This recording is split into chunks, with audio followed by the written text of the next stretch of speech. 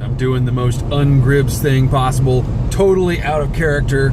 I am heading downtown on a Friday night in July. I gotta develop this film soon. I'm a fourth of the way through the roll that's currently in the camera, so I need to make 8 exposures, and I need to make them on something that's not really that far out, something I don't care about too much if it gets ruined. So the best thing for that really is buildings. They're always there, they don't move much. But there's something else that I think would work really well rendered with a pinhole.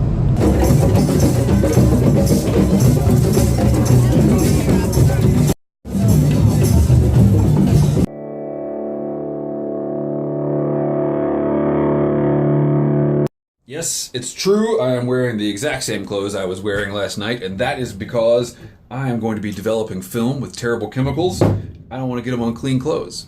If you watched the last video called Analog Agony, you will know that I have spent a lot of money on this project already, and it's supposed to be profitable. So I've decided to start developing my own film at home, and today is the day. Shot that roll last night. Got some pretty consistent exposures, I would guess. I don't know. I haven't tested anything. And that's kind of the thing, you know, I can't keep shooting if I don't run some tests. So it's time to go ahead and bite the bullet, and for the first time ever, process C41 film.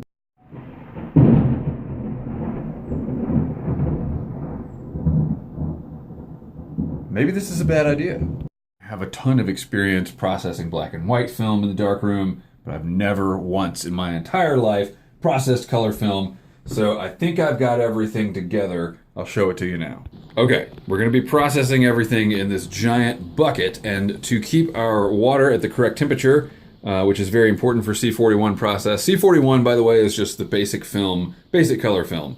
We're using a sous vide cooker. I've never heard of this thing before, but when I looked on the analog photography subreddit, this is what some people use to keep their temperature stable. So we're going to be filling this up with water, and in that water bath, we will keep our 3 main chemicals. We're going to be using some developer, some Blix, and some stabilizer. I'm going to be using a stopwatch for a darkroom timer, and I just realized actually we are lacking a few things. I'm going to have to make a quick run to the photo supply store.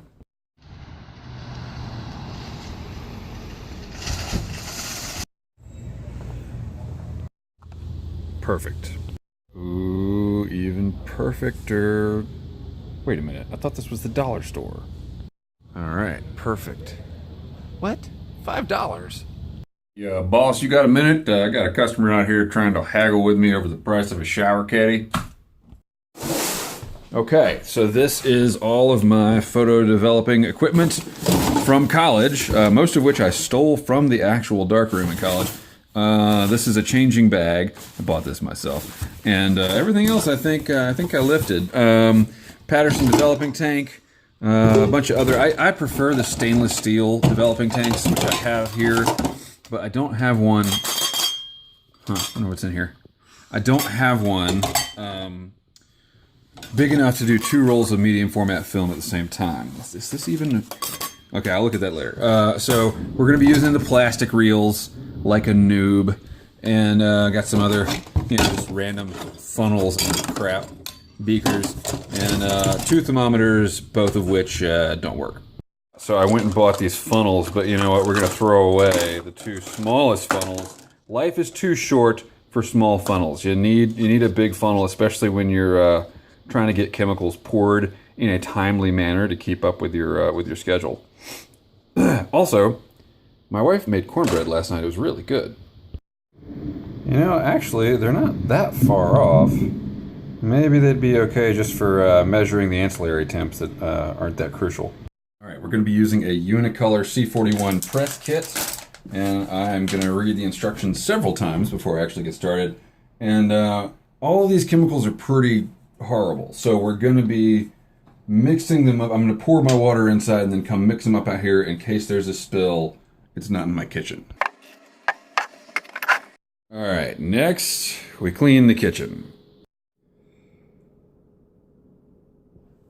Wait, is the maid off today? Bam! Kitchen is cleaner.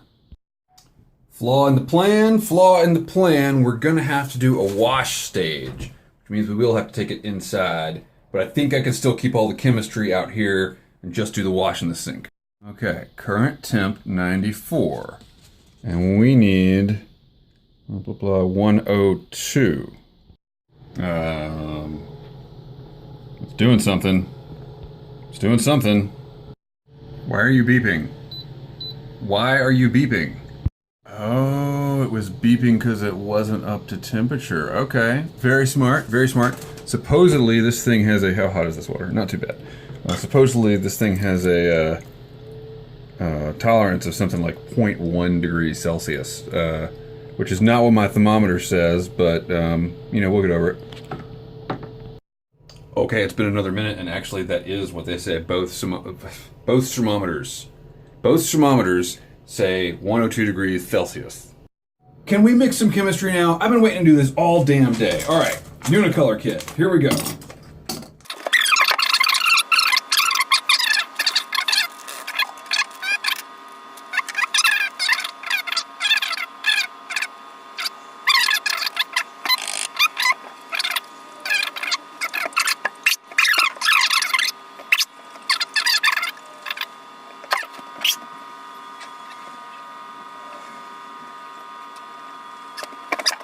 I'm gonna load this film in a changing bag, and it really won't make for good video, so I'm just gonna kind of take you through the process real quick. This is the Patterson developing tank, and I am not that big a fan of these. They're often used for beginner photography classes because they're easy to get the film on the reel. However, if the reel is the least bit wet, it's a nightmare to get the film on there, so you really gotta be careful about drying them. They're also harder to clean than stainless steel. Anyway, this is what I have. I actually checked and I don't even have any stainless steel reels for medium format. So I'm gonna be rolling 2 rolls of 120 film in here, and then you put this thing in here, and once this is correctly seated, it's a light, tight funnel. You got a little agitation stick you can stick down in there and stir with, and then you've got your cap for inversions. Here I am sitting on my couch with my changing bag. I'm gonna reach my arms through the sleeves of this thing, and I'll be able to work with the film while I'm just sitting here enjoying my living room. Okay, I'm fairly certain I got the film loaded correctly. It's been a long time since I've done that, and like I said, I don't like those plastic reels, so we'll see. We're ready to get started, right? I've got the instructions right here, and the first thing we're gonna do is open up our Patterson reel and triple check, I double checked in the changing bag that our light tight funnel is secure. And I'm very superstitious about these because I lost a couple rolls one time when that thing fell out. So I always have a finger on it when I invert it. And the first thing we're going to do here is verify our temperature is good, and it is. And then we're going to do a pre-soak in water for 1 minute. So let's go like this.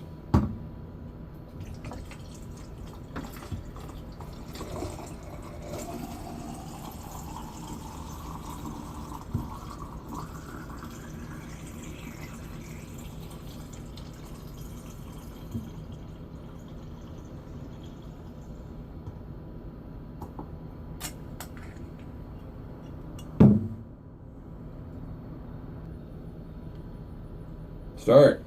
There we go.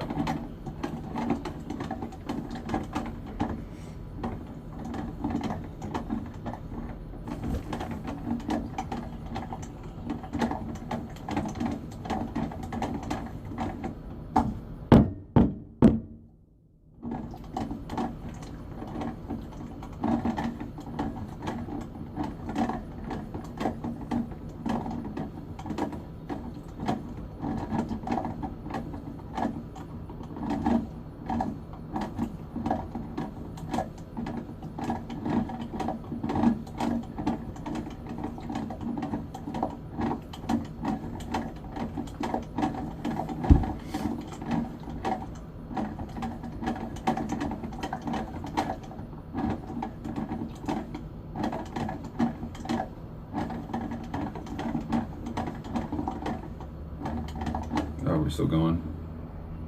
Okay, now I'm gonna pour this water out. I have a suspicion, yeah, look at that. This is why I didn't want to pour it back into my jug of clean water. It's a film goop there. Okay, so now we put this aside, and I think we're ready to go, y'all. I think we're ready to put the developer in. Here it is. Let it drip a sec. And we've got our timer set, ready to go. Let's do this thing. Do I have a funnel out here? No, I don't. Okay, I'll get that. All right, I'm freaking out. Okay, don't need to freak out. Just go get the funnel. Here we go.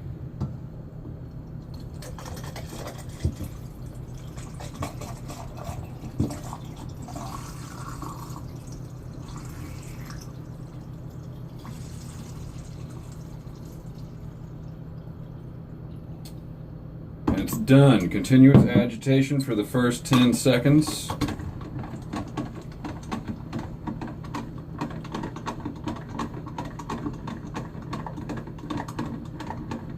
Okay, and now, after the first 10 seconds, we're gonna invert it once. No, we're gonna invert it 4 times every 30 seconds.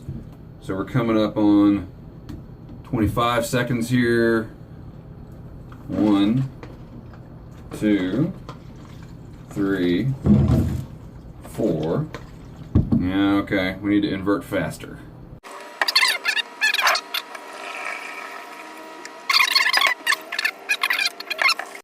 Alright, now we're doing a 3-minute wash. After the Blix, you can take the film out and look at it to make sure you got something. But we're not going to do that because we're adults and we have patience. So we're doing a 6-minute watch because 3-minute watches are for sissies. I know you're wondering, Gribbs, you still haven't explained to us why you bought that shower caddy. Well, I needed the suction cups. And with a little taut line hitch over here, we can hang our negatives. Okay, final step is to pour in the stabilizer, and the instructions call for 1 minute with the stabilizer in there. But again, we're going to do this the right way. We're going to go 3 minutes. Maybe 2 minutes. 2.5. I'm ready for the moment of truth. Here we go, y'all. Take this thing out. Cool. Nope. No good. No good. Not good at all. Let's see what we got. The film is not clear. Not clear at all. I don't know what's happened. I mean, we've got negatives, we got images, but yeah, it's milky. That's not good. I mean, I don't know. It's okay, I guess. But it just really seems milky to me. Okay, you know what? These might not be all that bad. I do think there's some sort of, you see the milkiness to it that I'm talking about? I haven't compared this with professionally developed film. You know what? I should go get some. Hang on. Okay, wait a minute. Actually, I went and I grabbed some of my professionally developed film, and it looks like this. So, I thought that this was just way too orange. I mean, color film has an orange mask. I understand that. But I guess I was just wrong. Well, I'm coming from black and white. If you open up a developing tank and you see something that looks like that, you're screwed. And so I guess that was my initial reaction. But these actually don't look that bad, especially compared to these, which were professionally developed. I think it's going to work out. I think it's going to be okay. Deep breath, Gribbs. Okay, so what have we learned? Number 1, don't freak out. Number 2, these fancy labels I made, they came right off in the hot water bath. I always did this for black and white, but I never developed it at 102 degrees Fahrenheit. The sous vide cooker works a treat. Everything else seems to have worked as well. And it wasn't nearly as toxic as I thought it would be. Actually it was pretty much just like black and white chemicals. I guess. I might have cancer right now or something, but I'm pretty encouraged. These instructions were spot on. Yeah, all right. So next, we got to scan these images. But that's for a whole nother video. Thanks for watching. Keep the ends out for the ties that bind.